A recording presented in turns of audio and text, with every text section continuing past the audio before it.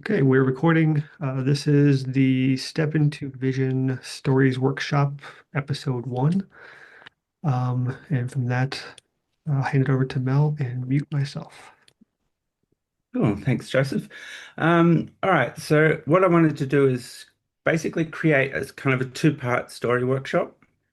And the first part is probably a lot of me speaking and just kind of presenting ideas and concepts that we can kind of then formulate and put our ideas into. So today I'm going to talk about, what the project goals are, the audience, review the responses to the questionnaire, go over a bit of a high-level story structure, and then talk a little bit about storytelling devices, what we can use to kind of tie things together. Uh, I've got a few example ideas for shared visions, and that hopefully just kind of kicks off our brain into thinking about what we can do and how we can kind of make the most of all the talented people that we've got here. Uh, Then maybe I want to talk a little bit about the pioneers, what can be our inspiration, and how this all kind of culminates, joining the dots, what the next steps are.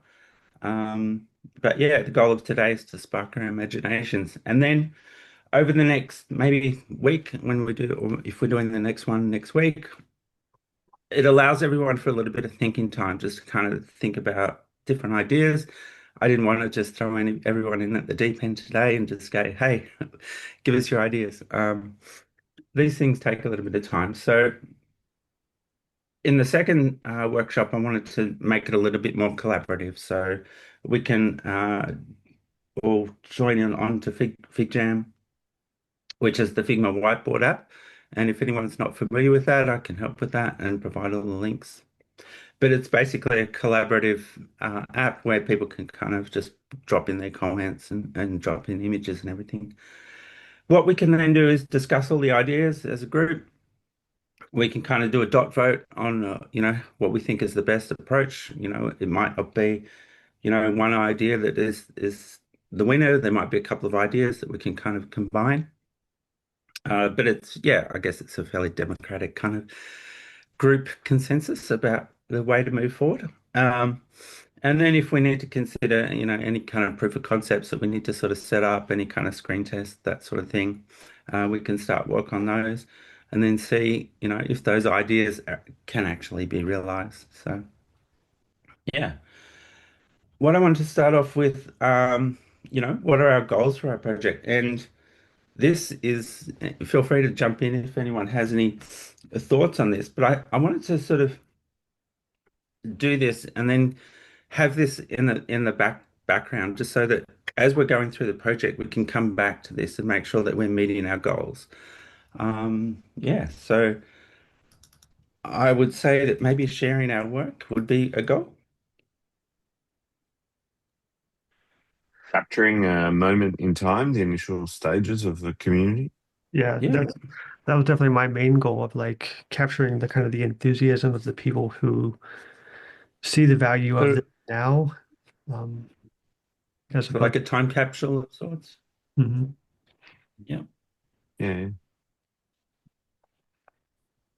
Um, I Inspire think us. also creating a link between people, part of the thing will be the outcome and the expression of this, but the process itself, I think, brings us all together. So, for us, it's meeting the other people in the community who we might not know and and having a shared experience in the creation of this. yeah. Mm. Um, does grow the community capture that? Yeah, maybe connect and grow the community. I think.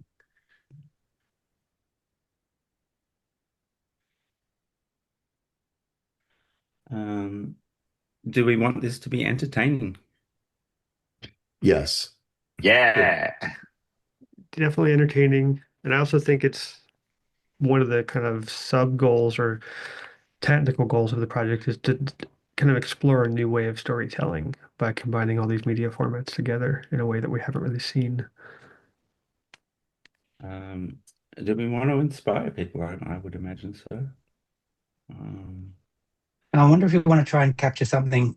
I remember this in the questionnaire, but the idea of how magical the device is, and like the first experience when you kind of put the goggles on and you see the, like for me especially, kind of like the immersive video, just how transformative that Yeah. was.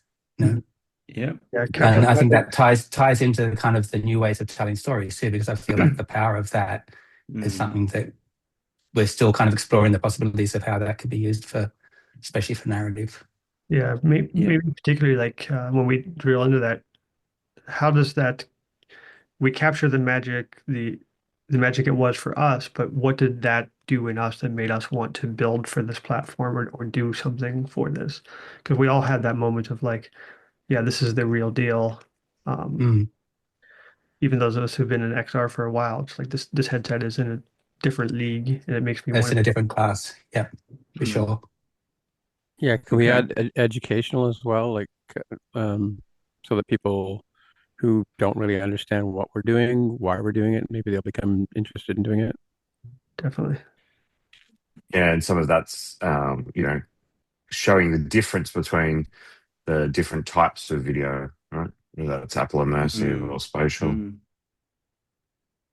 So inform others about the tech. Cool. I have 3 goals: Yeah. to learn from you all, to create something that is museum quality, and to inspire. This is a stretch goal. The third one's a stretch, but to inspire people to put on the headset who never have, by humanizing the artist creators behind the screens, us. Yeah, that's good. Put on the I headset. love that. What was that last bit? Sorry, but So the last one is just to inspire people who've never put on the headset to try it Yeah. out. Because maybe we'll touch on something that humanizes it. It's not just apps, it's people making Yeah. apps. Cool. All right. I did also have a nice to haves. Maybe some technical innovation. I want people to say, how did they do that? Maybe even the Apple devs might go, "Oh, geez, I didn't know you could do that." Um, and maybe there's some viral moments that we can sort of pull out of this and really get the attention of people that even don't have the Vision Pro. I have some suggestions for that. I've been taking Sure. pictures of everybody when they put it on for the first time. Mhm. And then I've also got one video where someone's looking back and forth and saying, wow. And I mean, witnessing the smiles, etc., that seems to really help. Yeah. So The capturing first amazement of the wow. first time. Mm.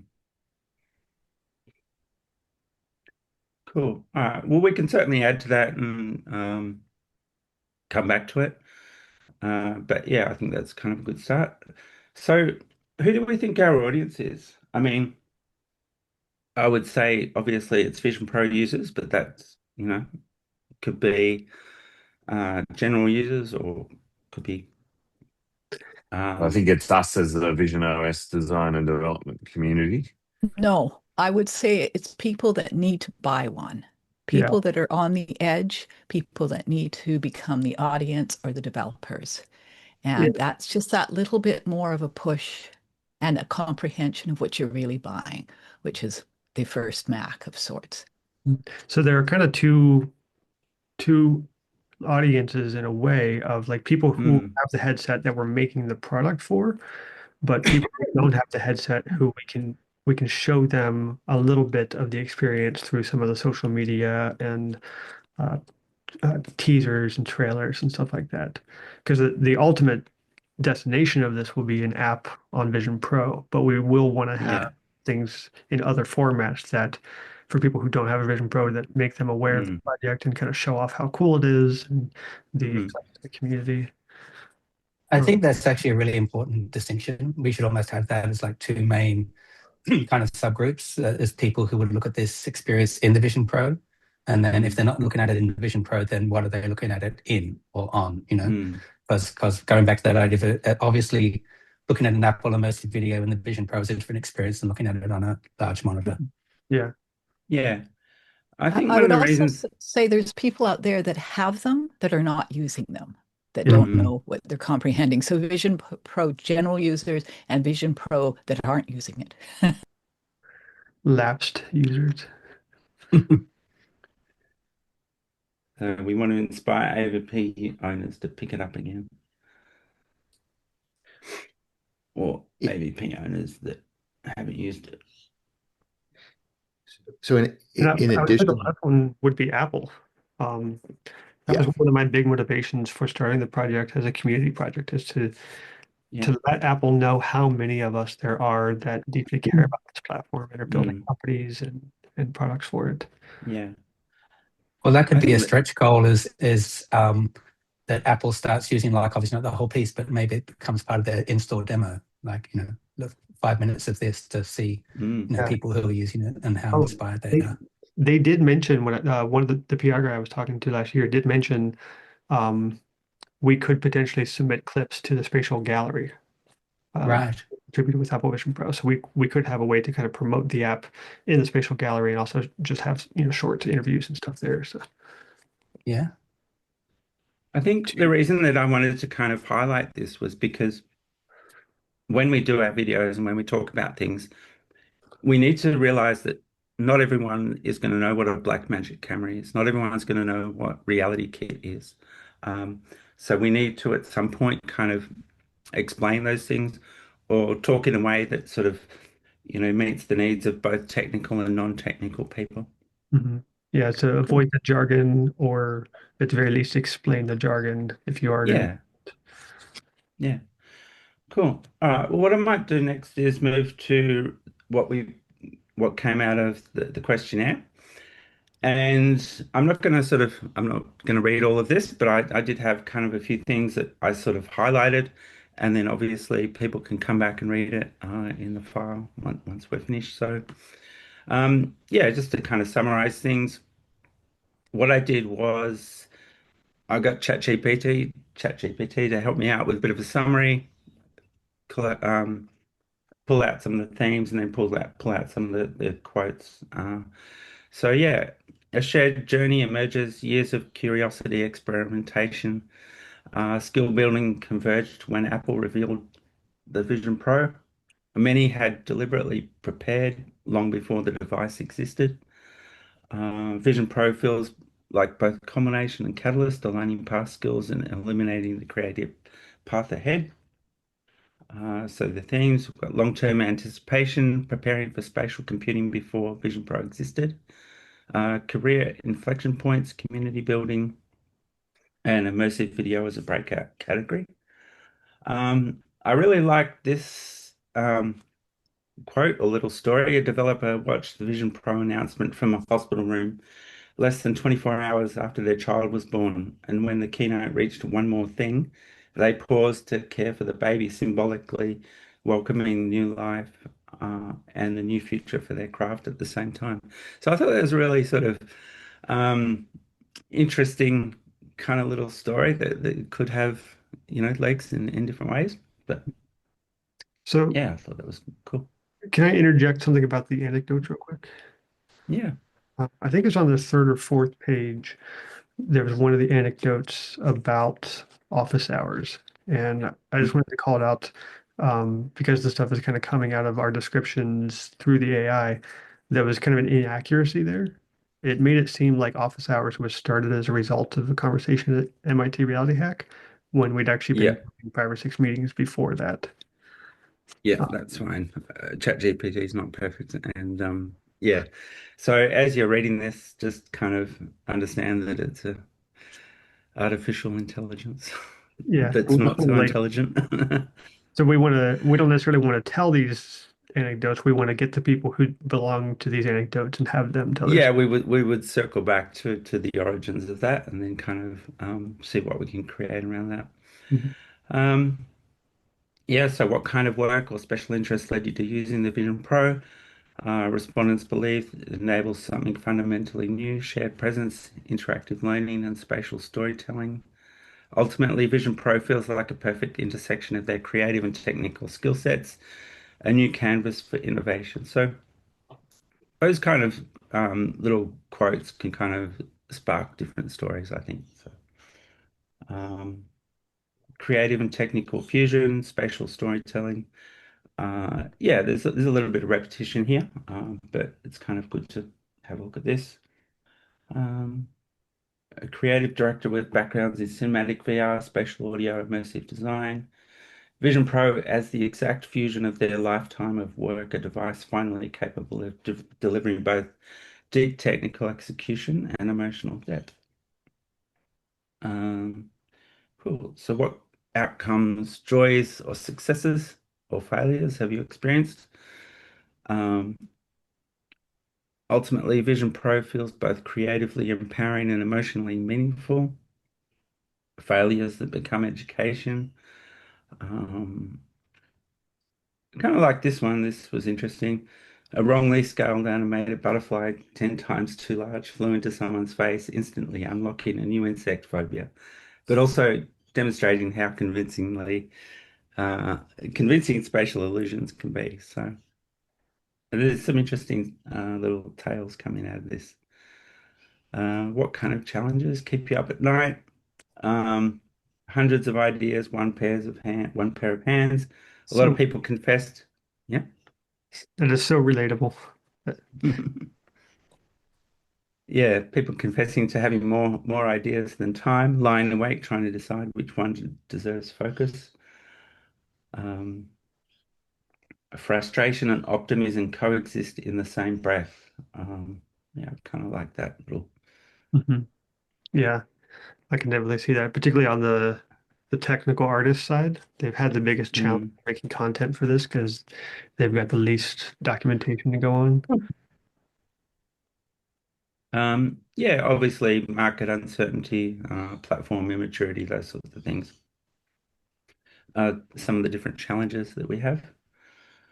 Um, then what role has Step Into Vision played in the community? Or sorry, what role has the Step Into Vision community played?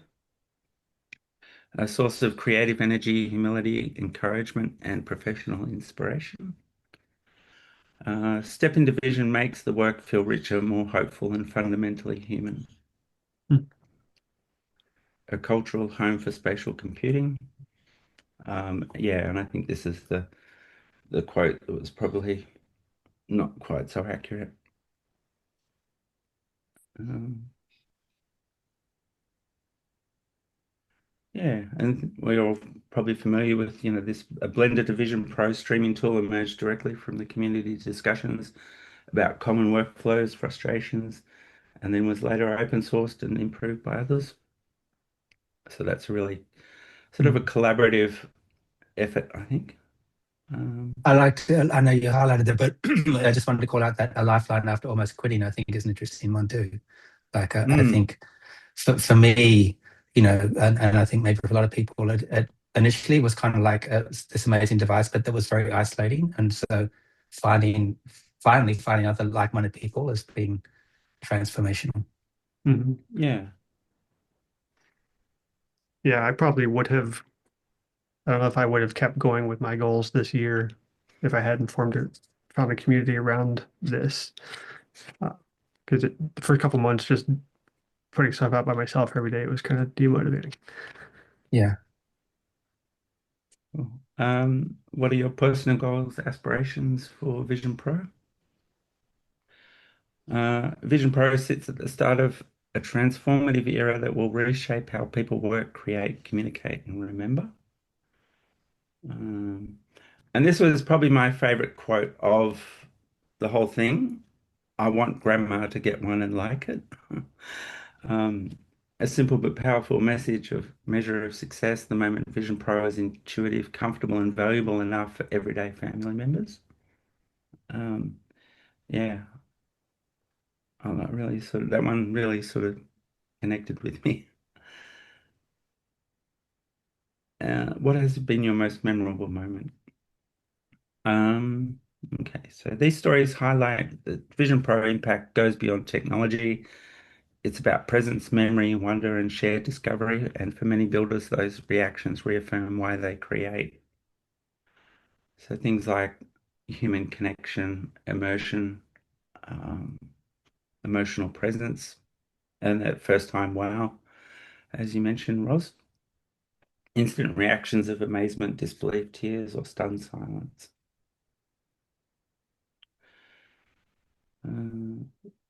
Yeah, this one was kind of interesting. One parent accidentally recorded their child talking to them through pass-through. Watching it back felt like reliving a perfect slice of life, an unexpected treasured memory. Have you had any goosebump moments? Yes, I'm sure everyone has.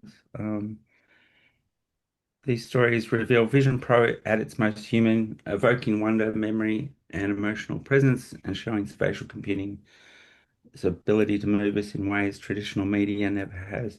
So I think that's interesting that the reference to traditional media, and I think that this is something that really sets Vision Pro apart. The way that we're experiencing things that we've in a way that we've never done before is quite unique. Immersive presence, yeah. There's a little bit, ChatGPT kind of gets a little bit broad and a little bit repetitive, but yeah, any additional thoughts? Gratitude and community appreciation, thankfulness for shared effort, inspiration and belonging. Ultimately, Vision Pro's success is defined not just by apps, but by a generous, curious culture built together. That was quite good. Stories yet to come. A contributor plans to share 2 enterprise-scale Vision Pro case studies, first aid and road safety training, illustrating confidence that the tech will soon solve real-world problems. Cool. So that was most of the questions, and yeah, I'll share this file, and you guys can sort of have a look over it, and we can add to it. But once again, this is also something that we can come back to as we sort of progress through the project, you know, if we feel we're getting a little bit off track or we need a bit of inspiration. I did do a bit of an exec summary and an AI narrative. I won't read that, but I thought the title was kind of interesting. The community that stepped into Vision. That one kind of caught my eye a little bit. And yeah, I want Grandma to get one and like it. I keep coming back to that. So what I'll talk about next is maybe the app structure. And if we're considering the feature content as kind of like a linear documentary, where we're using all of these different kind of mixed media, you know, it might take on a chapter format, and throughout different chapters, we can have breakout moments where there might be, you know, things happening in the environment, or there's something that's fully immersive. We can have some interactivity at different points, so we can have 3D models. There could be different ways that we can use this technology, but essentially it is kind of a start, middle, finish kind of approach with different kind of points where we can highlight the tech. In addition to that, we might have sort of different kind of branches that offer stories in long form. We might have like an app directory for all of our apps. There might be a step into Vision webpage and socials and all that sort of thing. And then there might be a separate area for interactive experiences. So this is just kind of a sort of a start point. If you guys want, like, obviously this can evolve. I'm not sort of shaping the way it needs to be, but making suggestions. So I would say one other thing there. So I would say the story long form section, and then the other kind of top level one would be the what we're tentatively calling profiles. So the documentary would be kind of clipped together of lots of short clips, but there may be, you know, a 20-minute video we did with Alan where he just talks about his career with spatial computing, things like that. And so those would be more individual focused sections. And that would be probably just much more like a traditional media player. Here's a list of videos or yeah. That might sort of come under the long form stories.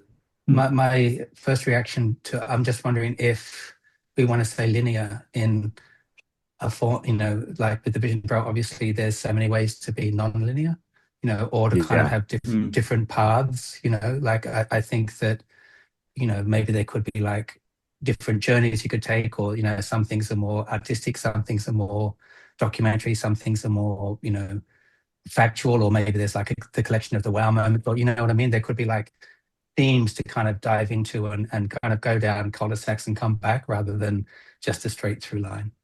I think Absolutely. I think we've got an amazing opportunity here to really play with it and to have those sort of more exploratory experiences and filtering, for want of a better words, on the aspects that are of interest to that particular individual. Obviously, we'd have building in just as the sort of as a way of presenting it, but I Yeah, don't no, think it's as probably a through the line, primary.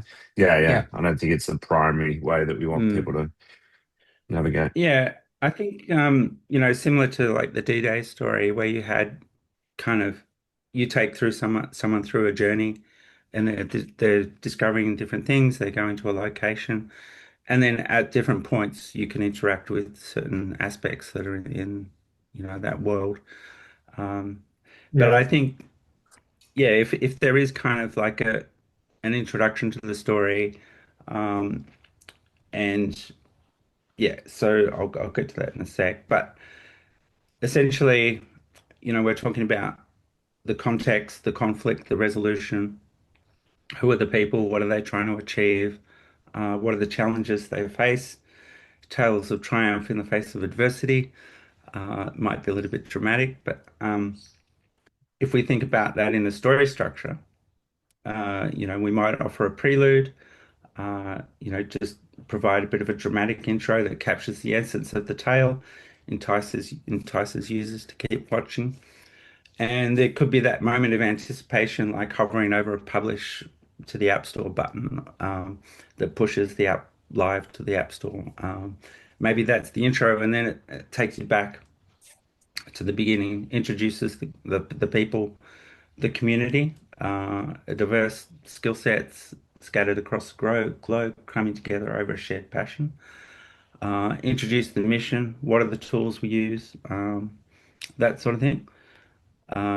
Then maybe the journey is what happened before the Vision Pro, everything leading up to this, that moment. Vision Pro is released, Step into Vision is brought into life, the work, building, and then we start to see a pioneering community in all these different fields. We can have personal stories. But as you sort of go through the story, I think you can then sort of invite the user to kind of explore in different ways. And that could be a way of letting them kind of sort of be in control of that. But if there is some kind of structure to that sort of start and end point, then we can build the highs and lows, and we can create an overall story. But yeah, if happy to sort of hear other ideas if that structure doesn't work. I don't know. so I think the structure works. One thing I would like to slightly de-emphasize is step into vision. Mhm. We're happy to facilitate this project, but it doesn't necessarily belong to us. So it doesn't need to necessarily be Okay. a story. We can definitely, we don't have to hide its existence, but I don't think this needs to be a step into vision community project. And I think a lot of the videos that we end up capturing will be people who are not currently in this group or in the other community. We're going to have Okay. plenty of, we're going to hopefully capture a pretty wide snapshot of the entire Apple Vision Pro world. So I think we could focus more on all the participants as a whole, and Step into Vision can just be one of those participants. Yeah. I'm happy to do that Okay. if you think it's wise, but I, it has been a catalyst though, right? Like, and I think it needs recognition for that, even though it might not be the whole story. It certainly deserves recognition as a community group to. there's one of my co-founders gonna disagree with Paolo, vehemently. good. You got your hand up, Paolo? Yeah, yeah, just wanted to be polite because we were being serious. But I really like the linear narrative, and I think it's going to that explore dinosaurs thing that Apple's been talking about, that if the user just sits and is passive, they can watch the full experience. But if they engage, such as clicking or exploring, they can digress from the main storyline and see more information. That way, we sort of have a passive user can sit there and they're sort of like discovering, oh, I can click this. Maybe I can go back to that previous chapter and explore more. But now in the main menu, I can also explore individual tales. So I think it's great to have one long form that maybe we can slot in new segments because they do have sort of a timeline. So let's say one person's story isn't finished processing because it'll take like, I don't know, a whole month to render their footage. And then we'll put another segment in there and then we'll slit their next segment as it comes through, since we are thinking of these as like chapters. And something came in my head, which was when you said publish button. Sorry, I think my ADHD just went on. So I just imagined someone clicking publish, and you know that progress bar, as that progress bar moves forward, we start playing videos of stories, like a really quick snippet. And then as it finishes, we intro the title Shared Visions, and then we enter the main Yeah. menu. That just came in my head. But Yeah, I that's it. like that. Yeah. Cool. So Alright. one other thing I think Joseph wrote this here. It's how far back should we start this? Like, you know, before the Vision Pro even actually came out, how far back are we going to capture in that timeline? Yeah, I would love to capture that feeling that a lot of us had, particularly people who were working in XR, of like waiting for years and years and years for Apple to do something. Like just, every little ARKit announcement meant something. Every little WWDC graphic indicated something. Just that anticipation before we knew the product name and all that stuff. We don't have to make a huge section of that, but I would love to capture a little bit of that for posterity. Like, 'cause there are going to be people working in this platform a decade from now who aren't going to remember that. Yeah. Totally. It could be fun to include old press clippings from it's coming in 22, it's coming in 2023. I remember Kathy Hackle, who is like a thought leader in this area, or did a video where she goes to the Apple store on day one and is crying. Right? Like we could ask her permission to use something like that, but doing like a little sizzle cut of just the anticipation would be fun. Mm-hmm. We've got an overview diagram which shows all the previous, like the timelines of HoloLens and Magic Leap and everything. That's just a one frame thing that we could use if we want to sort of reference, the history of the headsets. Cool. What I wanted to talk about is storytelling devices, visual metaphors, and the sorts of things that we can use to kind of create a bit of a thread that kind of ties all of this together. So these could be objects, could be visual devices or words as the glue for the cohesive story. So when I did my presentation at the Vision OS Day, thanks to Oliver, I kind of used the word magical as kind of my device. I had no other way of really describing the Vision Pro other than to tell people that it was magical. So I kind of used that as my device. I talked about different moments in my history that were magical. Playing my first video game, that wasn't me. Coding on the Commodore 64, that was very magical. And then all of these different moments that kind of led up to the Vision Pro, and just how magical that device was. I talked a bit about how that applied to the medical field, and I did a demonstration. But then what I did was I came back to this point of, I'm a UX, UI, XR designer, but I'm also a dreamer, a storyteller, and a problem solver. And if we could help solve some of the problems that medical professionals face day to day, then that really would be magical. So what I did was kind of bookend that kind of story and kind of tied it all together. So what I was wanting to sort of start thinking about is like what kind of metaphors, what kind of storytelling devices can we use? And I came up with an idea of maybe having an object that could sort of serve as something that could symbolize things. Maybe if it was an apple, it might symbolize growth, or maybe from a seed growing into an orchard, an idea that grows into a community. I've created little mood boards. The apple concept might evoke themes of personal growth through to a community enjoying the bounty of the collective, as well as obvious parallels to the Apple Incorporated. Yeah, so in terms of implementation, the presence of a metaphor doesn't need to be overdone, but visual connections can be used as segues between chapters or as a subtle reference points embedded into the narrative. So within spatial content, some users might place an apple next to them, or perhaps bite into one, and then maybe they toss it out of screen, and maybe that object, that apple, becomes a 3D object in space. Assuming we can link the time codes to object manipulation. I think I've seen something like that. Yeah, cool. Maybe within an immersive environment, the user might start off in an empty field, and then as the journey goes, maybe the trees rise up and become an orchard, providing sustenance for the community. Perhaps there's a small tree growing in 3D space, something like that. So that was kind of one idea. I've got a couple more. Another metaphor could be a stone. More specifically, a stepping stone might represent a journey, one step at a time, one step along a path, as we all step into vision.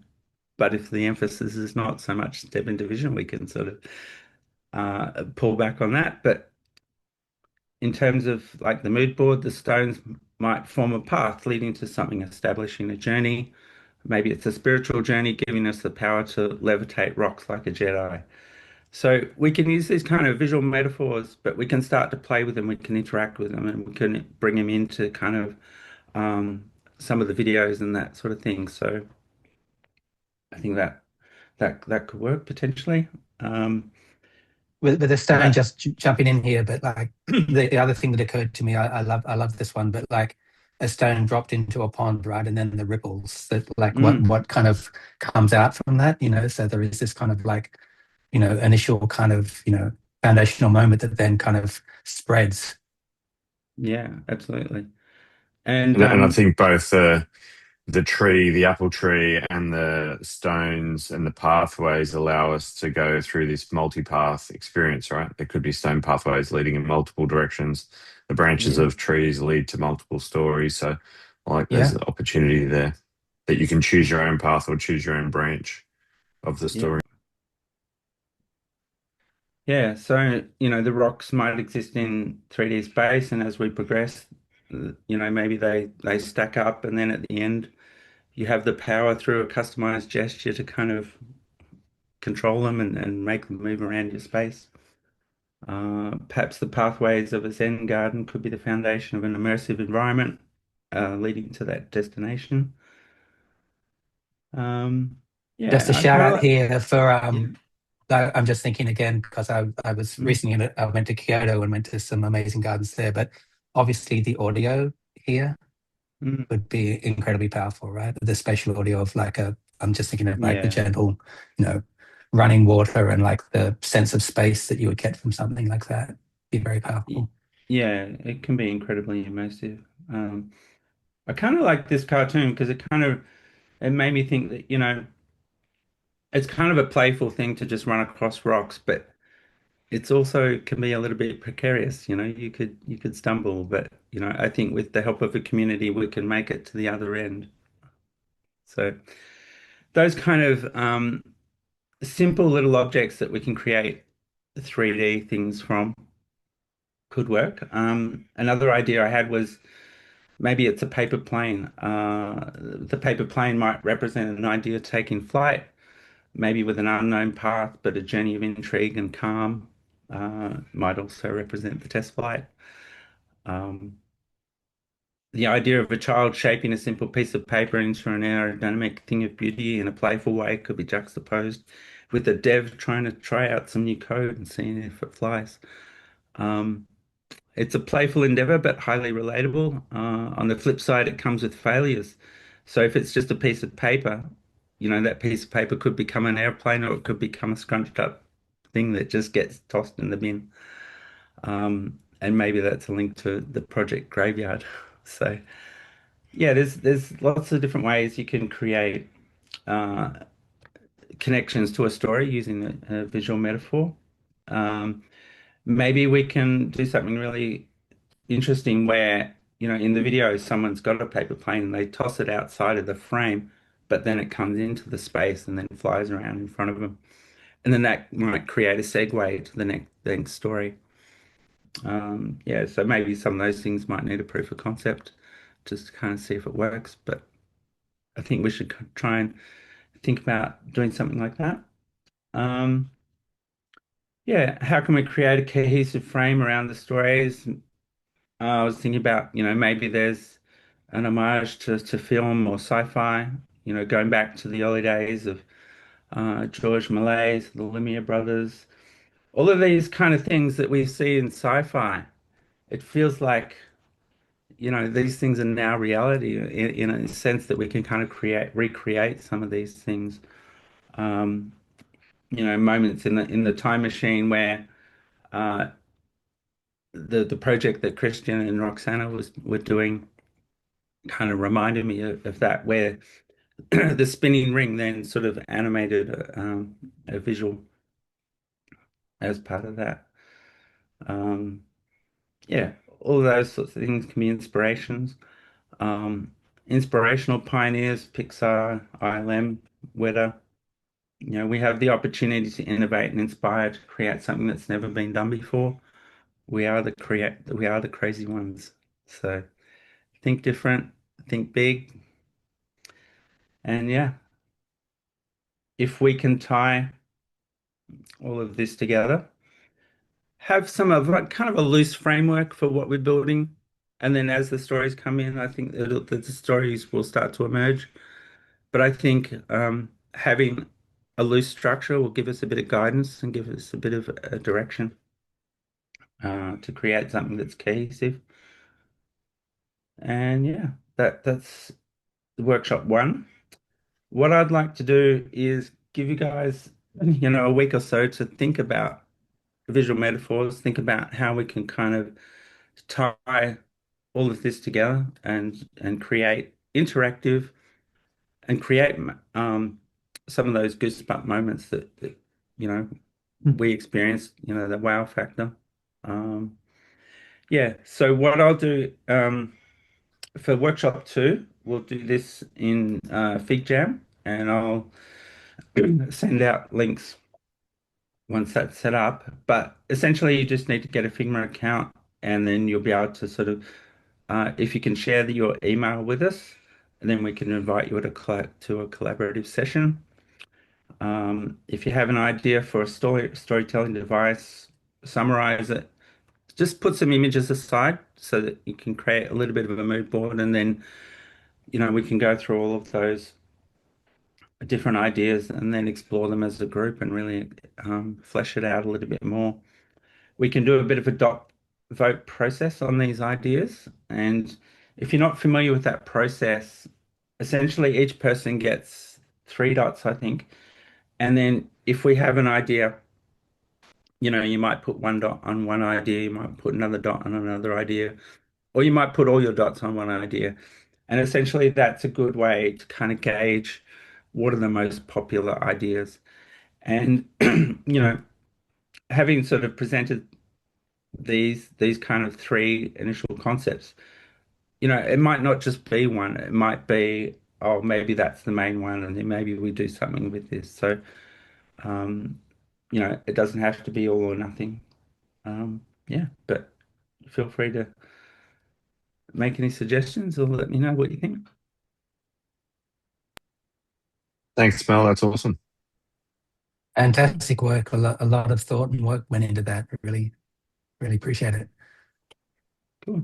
Yeah, that was really great. I like the I know there were just examples, but I like the airplane device, the paper airplane.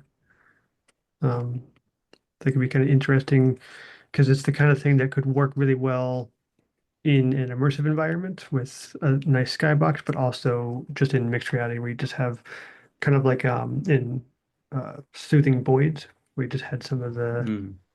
creatures moving around in your space. I think it could work really well in lots of different environments. And you could have almost like when you're telling a particular part of the story, you could have one of the planes with you that you're Mm. interacting with. Something else I had thought of when we were talking about the linear versus kind of choose your own adventure path. I wonder if we could.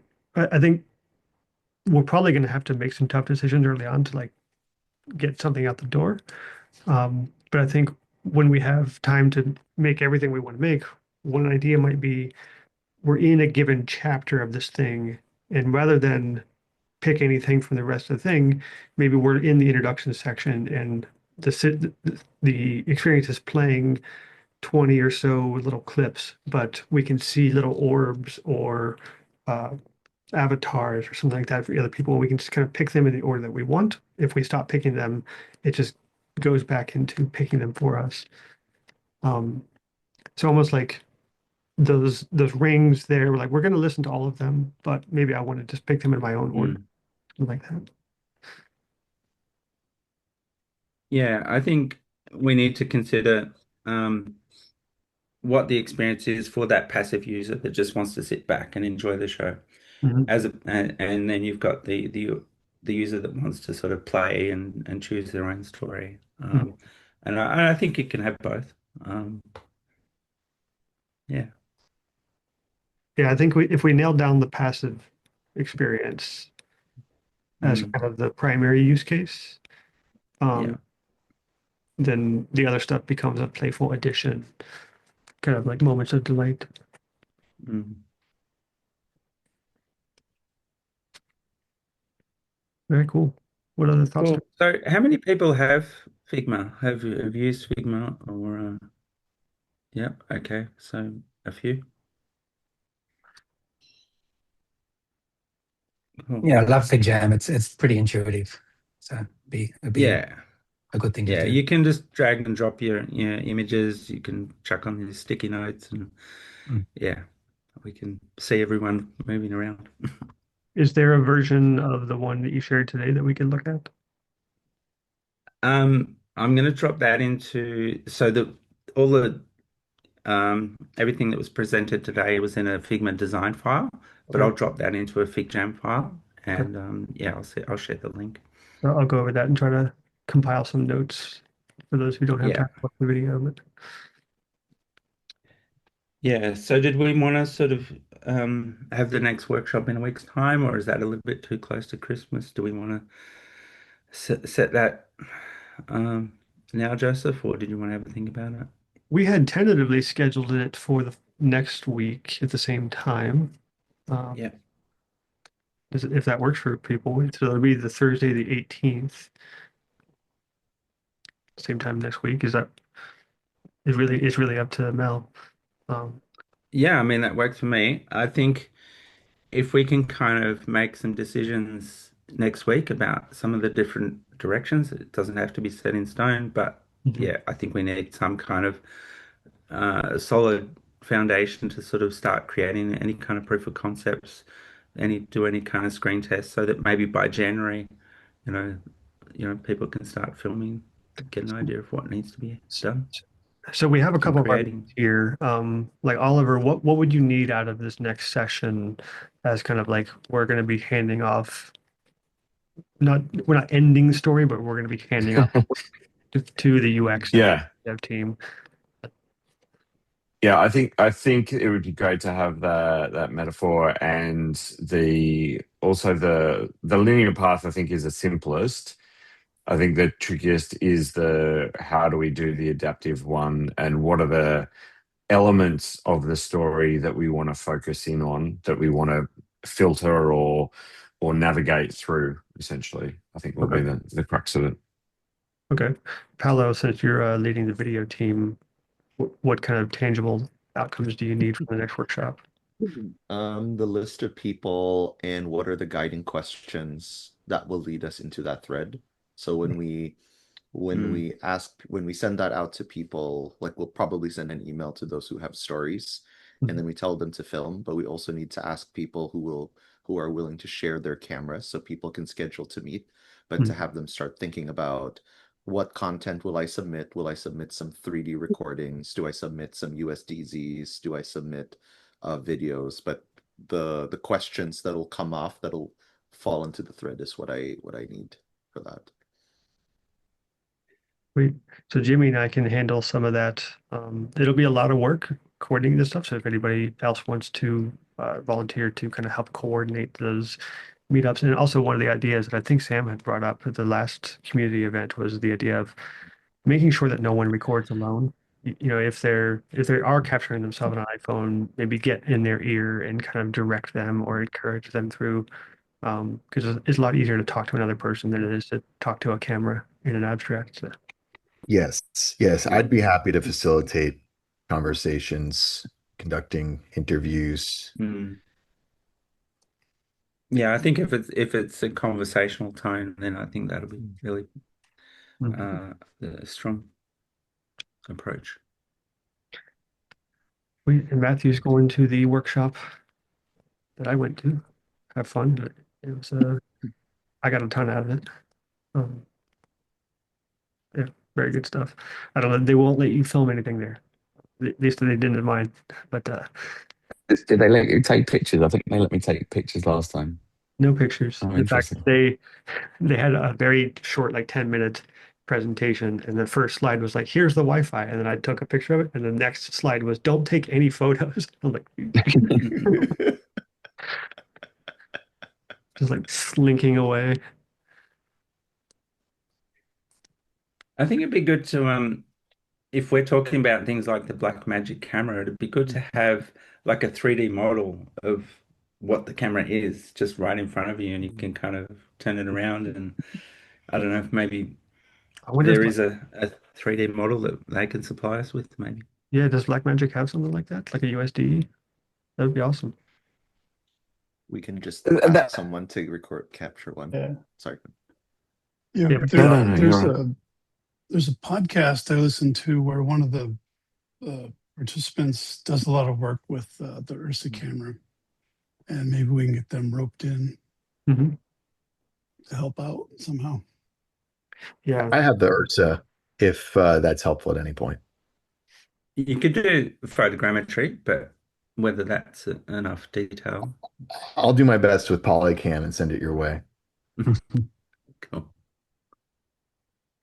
I just thought maybe if we reached out to Blackmagic, they might actually have a CAD file or something. so They it might would be. wanna- I don't think we need to use Apple Immersive Video heavily, particularly not in the linear story.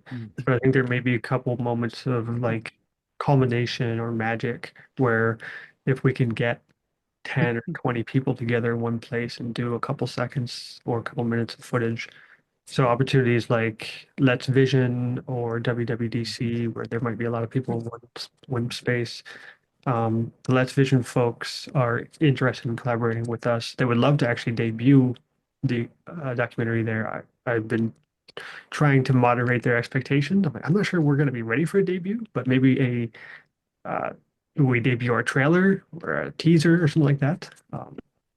A test flight, but a trailer for the test flight. I'm based in New York City. If anybody is coming out here, be happy to shoot a little portrait or action, or if there's something that you want to tell me to go shoot, maybe I can do it. Okay, one thing we should consider is a personas meeting with as many people as we could to get in there as part of the footage, because people still don't understand how magical those are. And it just wants to show you as a group one can meet up in a different way. Yeah, we can. Yeah, we definitely need to figure out how to best capture that. We were actually talking about that in another channel. Like, how do we actually record that? We need someone who can hold still very well and move very. John, Lextech have got they've got a lot of experience with that. Maybe we can pull John into that and ask him. They've got that application, don't they? Is it Lextech Studio? Lex Studio? Lexagon. That might be Lexagon. Might be useful, but we're still limited by 5 as well. Yeah, 5 spatial personas, which is. Yeah, we could also, because we can get access to the Persona webcam, just the video image, we could actually maybe mock up something where we could get a larger group of people and show them as like floating tiles moving around. Um, Whoever's speaking gets bigger or something like that. So there's some opportunities there. And I also think it may be a lot to ask, but like when we do that profile section, if we can get people to capture screenshots or like 3-second clips, almost like live photos of their persona that people can, as they're looking through this thing and thinking about what to watch next, and they can see, oh, there's a couple seconds of Matthew talking, or there's a couple seconds of Jimmy, or something like that. I just noticed in the comments, Alan, you said, will there be any interactive provisions for end users to leave notes, comments, or voice snippets that they can leave as they progress through the experience? Yeah, does anyone have any thoughts on that? I hadn't thought of that, but something to consider. I love it conceptually. I think it'd be great to, to Yeah. build on the thing that we're doing.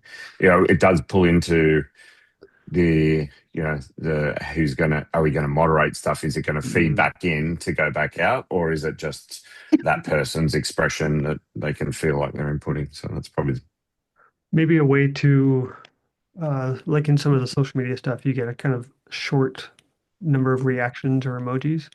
Maybe we kind of come up with a 3D equivalent of a couple of emotions that you want to express about what you're seeing. Clap for this, or you cried for this, or this made you laugh, or something like that. Yeah. I really liked Where Thoughts Go from back in the day. Yeah. And I've always liked multiplayer things like Journey, where people are inhabiting a space, but no one can tell each other off. Like you have to find nonverbal ways to communicate. I think emojis are a good start. That way we won't go into bashing just heart and just emojis.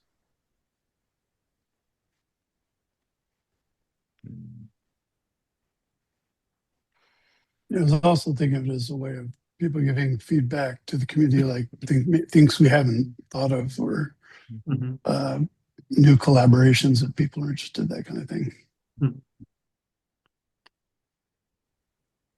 Yeah, I would love for this, particularly the linear part of the documentary, because this is a community project. I would love for this to be as open as possible, as open source as possible, and to be the kind of thing where, maybe 10 or 12 NGOs see this and say, we need one of those made about our community. And then we've got a group of people who can take that on as a paid project.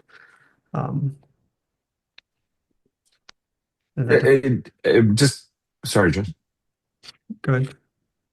I was just going to say that sort of reminded me about before you were talking about that we want to open this up, obviously beyond the Step Into Vision community.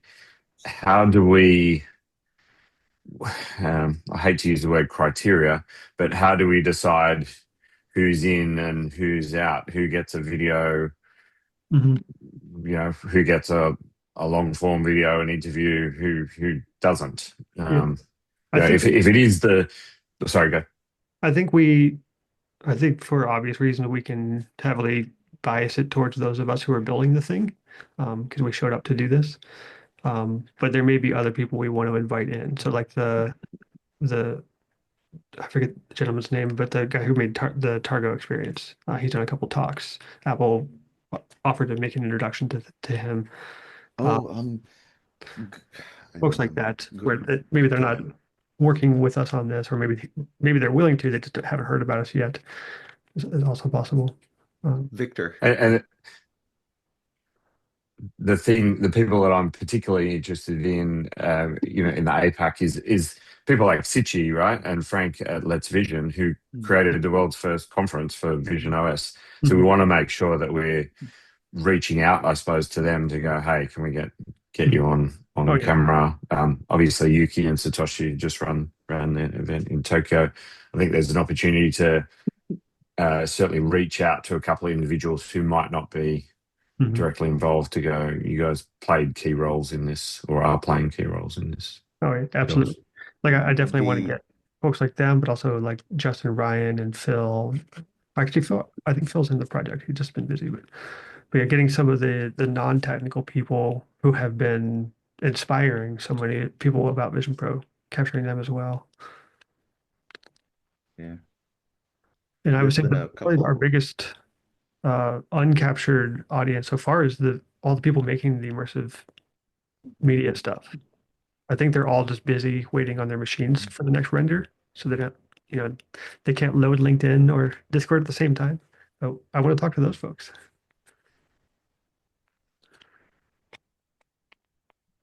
You were saying, In anticipation of this project back in September, recorded a little bit with Hibiki Sato, who created Amplium, and the guys from Acute when I was out in San Francisco. So I have footage of them if it made sense to incorporate, and it was shot with this project of mine. Mhm. Does it make sense to try to get people at any of the in-person events like MIT Hackathon coming up? Um, Obviously with like some kind of disclaimer or waiver, like, hey, can we capture a couple of minutes with you? Um, there's a couple events like that coming up. Or is that more of something we want to think of as like something that we would sell to a hackathon later? Like hire our team to make a documentary about your hackathon. I think if we had a great example of us doing one, then that would sell it to the next one, right? Like if we have the time and if someone's there, obviously we wouldn't go out of our way to do it. But if people are there anyway, and I think Let's Vision is the same, right? If we've got there'll be certainly a bunch of people there with cameras, I'd assume that we can do and set up a little thing on the side and do interviews.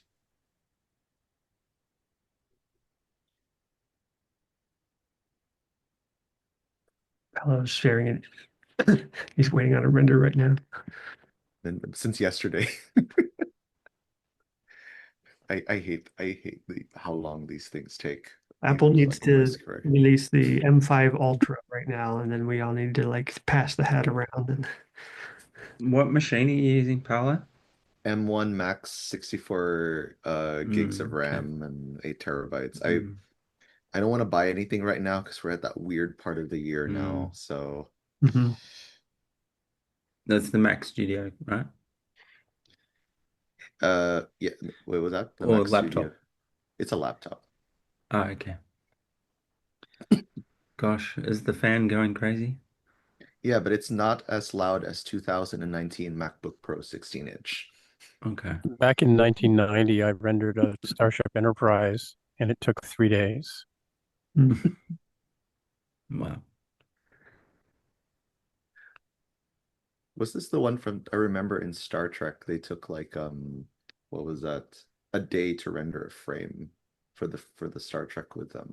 Yeah, some of the early Pixar movies were like they were basically working off of sketches because their renders took days or weeks for individual frames.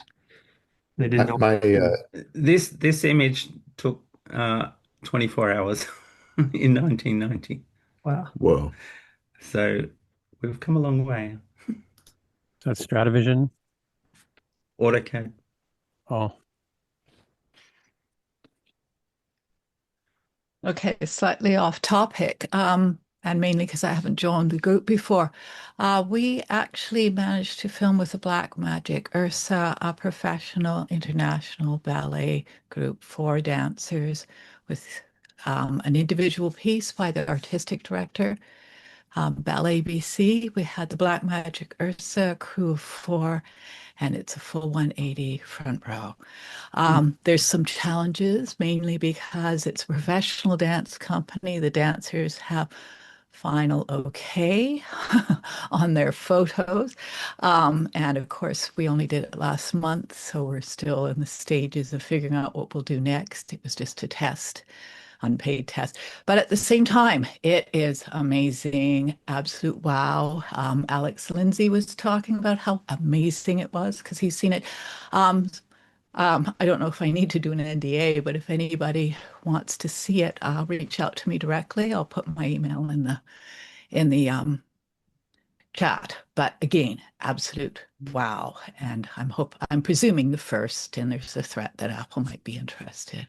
but it's really good stuff. Yeah, that sounds awesome. Amazing. Love to see that. I would much rather go to the ballet than to all the sports stuff they've been putting out. This is brilliant Same. because you get to watch it so many times. I mean, I can't count how many times I have, but I was in Hong Kong and Singapore recently, sitting people down, even have someone that works in the Apple store. I guess it's Hong Kong that picture of him watching it, but it's just wow, really, really wow. I'm really proud of what we managed to do, but I also want to remind everybody it took 2 years to get there. I had to really go after them, really court them, galas, season tickets, and then attacking the artistic director. But we got it. But yeah, let me get that email in, and please reach out. And of course, also respect the fact that we can't show it publicly until all of that's sorted out. And I'm also not going to bother with NDAs with this group. Awesome. While we're on that kind of side topic, Mel, do you want to talk about your new company? Yeah. So I'm working on basically an app that showcases 360 content. So in order to get that published, I'm working with another developer, and we've created a company called Illuma Studios, and yeah, the app will be Illuma 360. And we're kind of at the point where we're sort of trying to get a little bit more content. Some of the content I've been able to purchase or commission.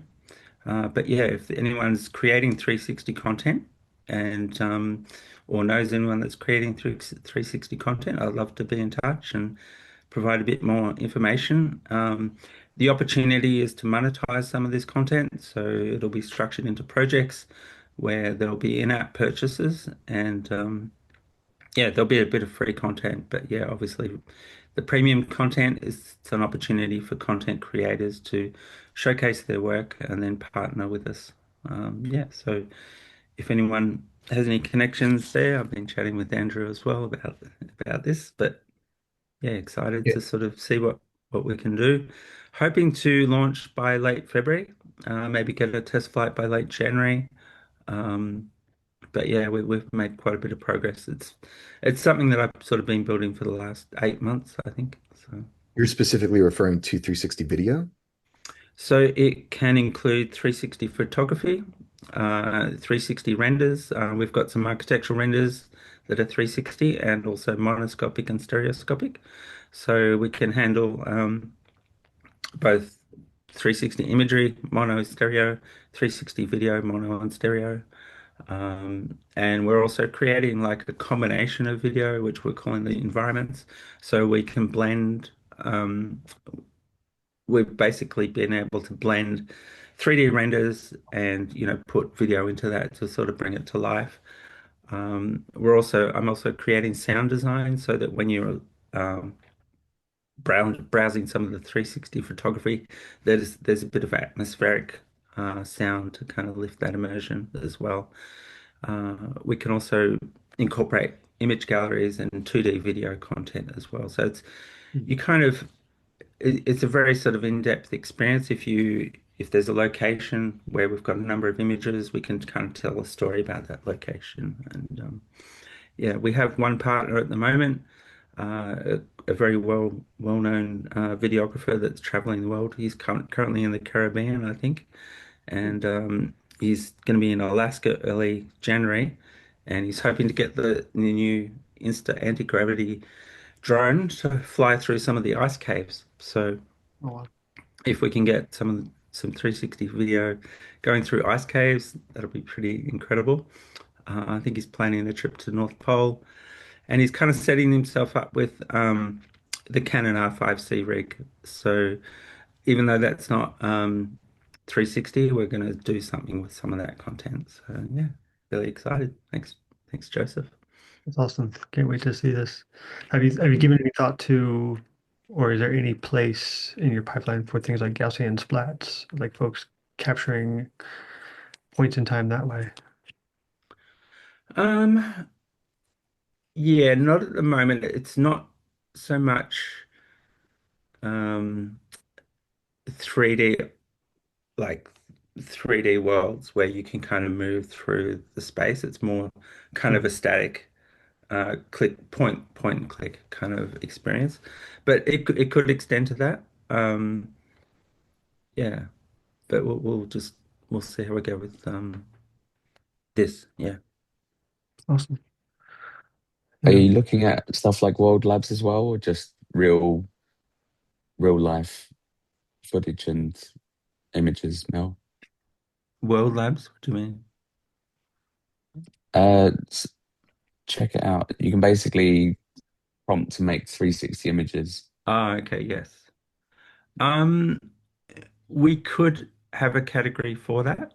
So essentially, there'll be categories for architecture, there'll be categories for real estate, wilderness, nature, all those sorts of things. So definitely like a 3D AI generated worlds, it could become a category. Yeah, it's only if Yeah. you like Mm, if you don't have a lot of content, you could generate them yourself and then mm. download them if you need to. Yeah. Yeah, I think that's an option.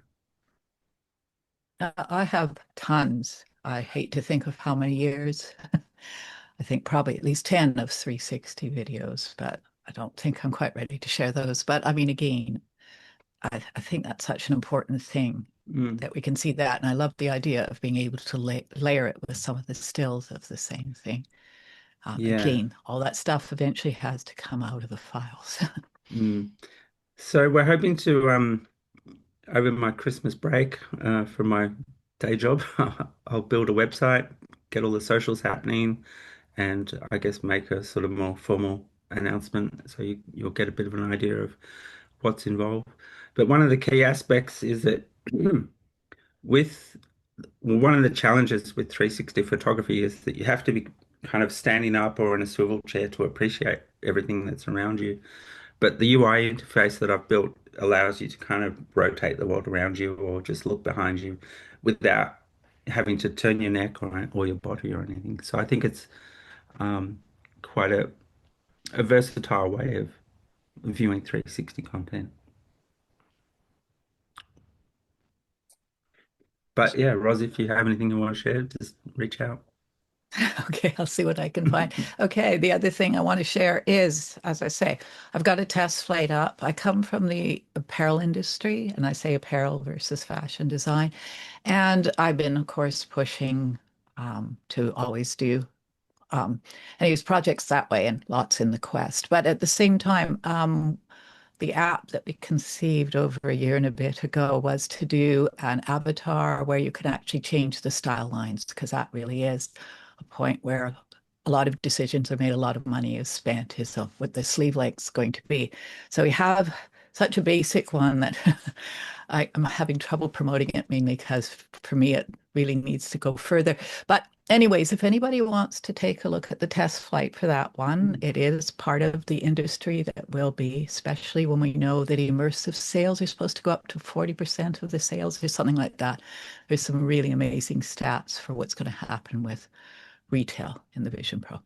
But reach out to me again, email address, and again, perhaps suggestions for the next version, because this one is really good, but again, leatherette dress, etc.